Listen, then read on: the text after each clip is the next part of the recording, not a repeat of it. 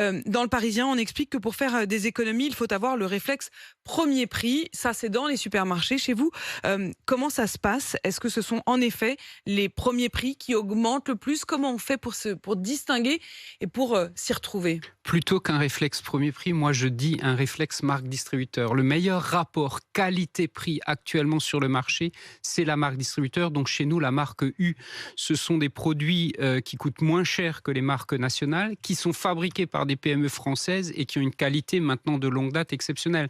Donc ça, c'est le bon repère pour les clients. Mais cela dit, c'est aussi les marques premier prix qui ont proportionnellement augmenté le plus.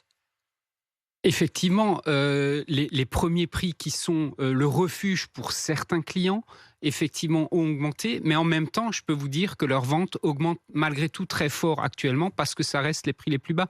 Mais quand le produit est à base de blé, est à base, quand c'est un produit frais, ce sont les produits les plus touchés par les augmentations actuellement. Donc oui, il a pu arriver que certains produits premier prix augmentent aussi Quels fortement. sont les produits qui aujourd'hui sont le plus chers, qui ont le plus augmenté proportionnellement?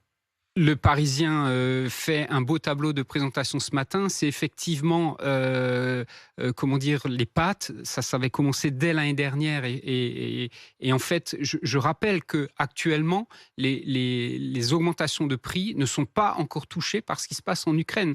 Pour Ça, il l'instant, faut le rappeler parce il qu'on a faut du le mal à le rappeler, c'est comprendre. extrêmement C'est-à-dire que, important. en fait, c'est l'anticipation de l'Ukraine qui fait monter la spéculation. Pour l'instant, les prix qui sont répercutés dans nos magasins et dans tous les magasins, c'est le résultat des mauvaises récoltes et donc d'incidents météorologiques l'année dernière. C'était le cas du blé, par exemple, mais c'était le cas aussi de certains fruits, de certains légumes. Et j'entends souvent les clients dire, bon sang, les fruits et les légumes sont vraiment plus chers, mais souvent il y avait des phénomènes météorologiques. Ensuite, il y a le résultat des négociations commerciales qui avaient pour but de défendre le revenu des agriculteurs. C'est ça qui est répercuté. Et donc, l'impact de la guerre en Ukraine est devant nous. Mais ça, c'est très inquiétant ce que vous nous dites. Quand vous nous dites que c'est devant nous, ça veut dire qu'on n'est qu'à la moitié du chemin? Mais absolument, absolument. Je crains malheureusement qu'on ne soit qu'à la moitié du chemin. Pour répondre à la question précédente, un autre produit, la tomate est actuellement relativement chère. Pourquoi? Parce que pour produire de la tomate, il faut parfois chauffer des serres. Chauffer des serres, ça se fait avec de l'énergie. En fait, la toile de fond de tout ça actuellement, c'est beaucoup aussi l'énergie.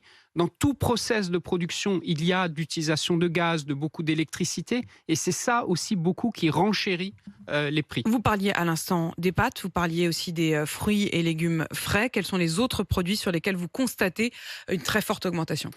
Alors, il y a de la tension actuellement, par exemple, sur un autre produit, mais qui est symbolique et qui est important dans le panier du consommateur, c'est la moutarde. Mais la moutarde, pour une autre raison, la récolte a été très mauvaise au Canada.